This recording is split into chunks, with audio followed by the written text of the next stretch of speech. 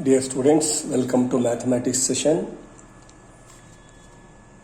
Students, you know that a rational number is a number which can be written or which can be expressed in the form of p by q, where p and q are integers and q is not equal to 0.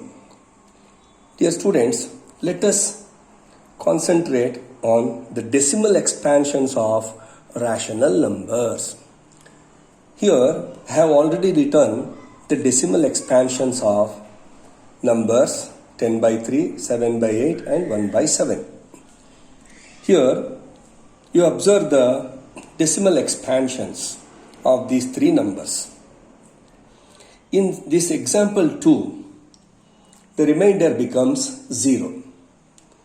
The decimal expansion, that is the quotient, terminates or ends after a finite number of steps. It will not continue. The decimal expansion has which one terminates. This decimal expansion terminates or ends after finite number of steps. Such decimal expansions is called terminating decimal expansion. Terminating means which ends. So this type of decimal expansion is called terminating decimal expansion. And you consider these two examples, Here, the remainder never becomes 0. That means we have in the quotient, see the quotient part, we have repeating block of digits in the quotient or in the decimal expansion. Here, repeating block we have. That means the digit 3 recurs. Here, the repeating block of digits is 1, 4, 2, 8, 5, 7. Same thing, it recurs. That means it continues. Such decimal expansion is called non-terminating recurring decimal expansion. Recurring means repeating block. The decimal expansion has the repeating block of digits.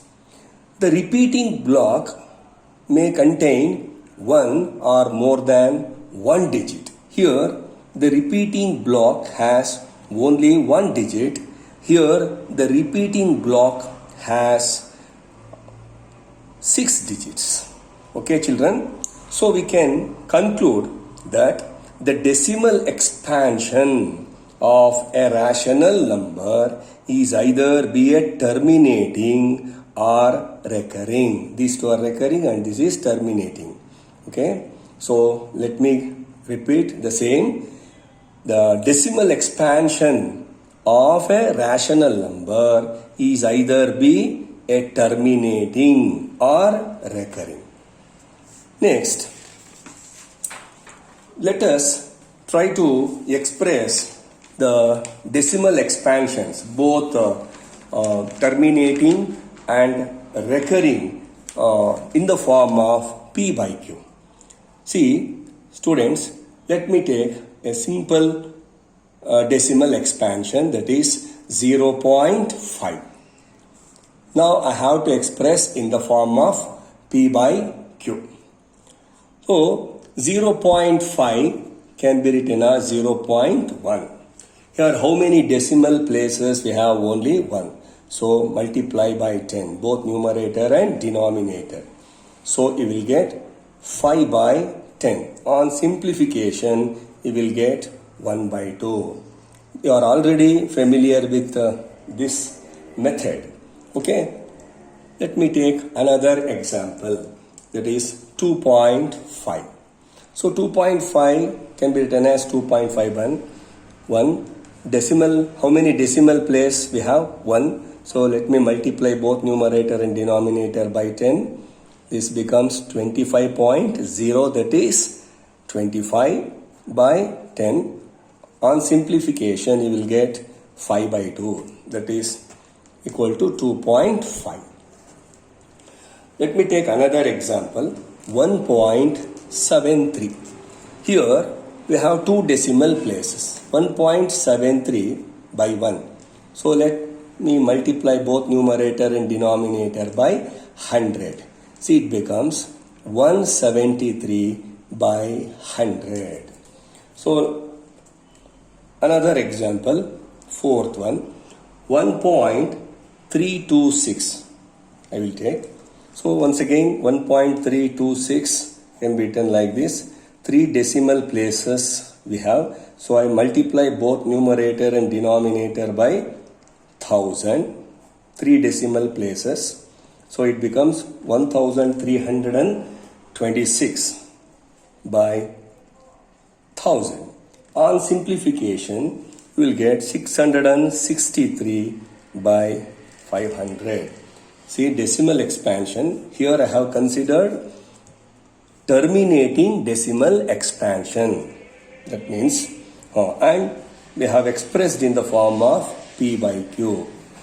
See, all the expressions terminating decimal expansions are written in the form of P by Q. Now, let me take up recurring decimal. How to write decimal expansion, recurring decimal expansions in the form of P by Q.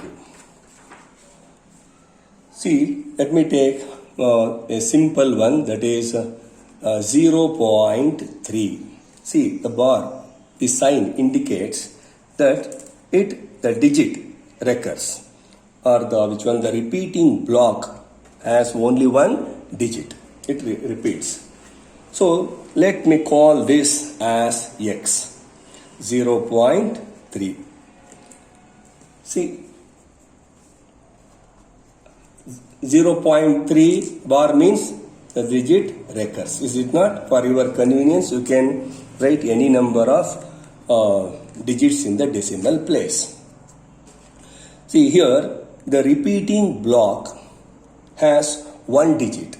Therefore, I multiply this expression, both LHS and RHS, by 10. Here 10 into x, 10x, and this becomes 3.33333. You can write any number of that repeating digit. Now, I will write 3.333 as the sum of two numbers in such a way that the one number is the given number. I will repeat. I express this 3.333 as sum of two numbers in such a way that one of these two numbers is the given number. For example, I will write this number as sum of two numbers, 0.3333. See, observe this. If you add these two, you will get this one. And out of these two, and this is the given one. So 10x equals 3 plus, see here 0.33 is x, is it not? So now let me transpose the like terms. 10x minus x equals 3, 9x equals 3, therefore x equals 3 by 9. On simplification, you will get x equals 1 by 3. So let me do another problem.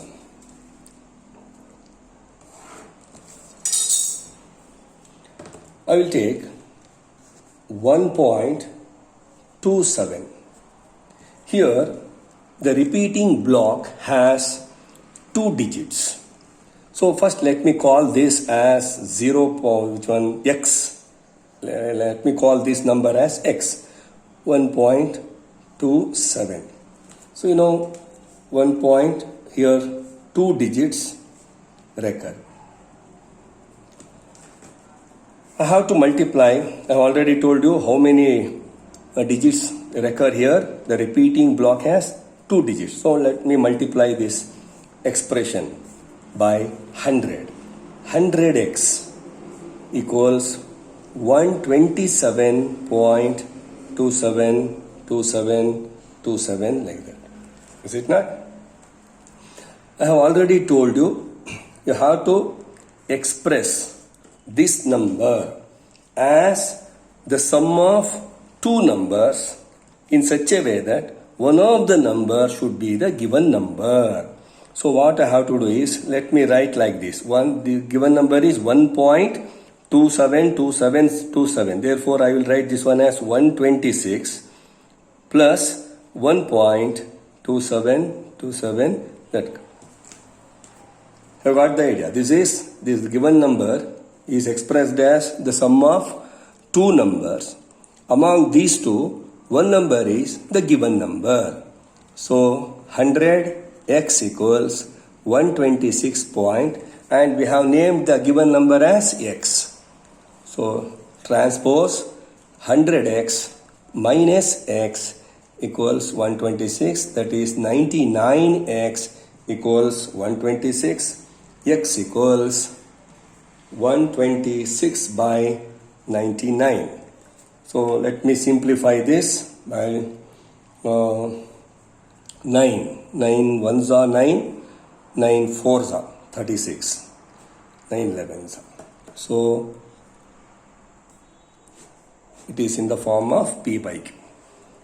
So one more example I would like to explain, that is 0.235. Here the repeating unit, the repeating block has 2 digits.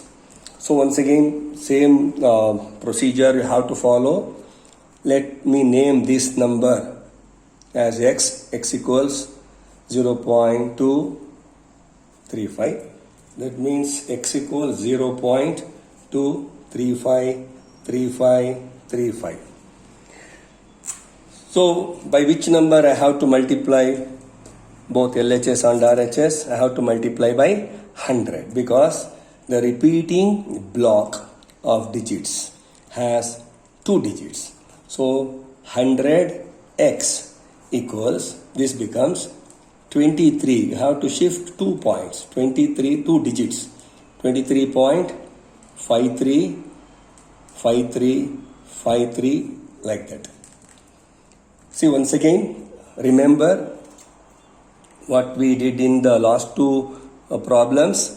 Express this number as the sum of two numbers, such that out of those two numbers, one of the numbers should be the given number. So it should be 0.2353535. So how to write this? 23.3. See, 23.3. So that the remaining part becomes 0. I have written 3 here, no? 0.2353535, like that. For this you need some practice. So some examples, such problems are in the exercise. So how to practice. So this is 100x. 100x equals 23.3 plus this given number. We have named this given number as x. So transpose 100x minus x equals 23.3. That is 99x equals 23.3.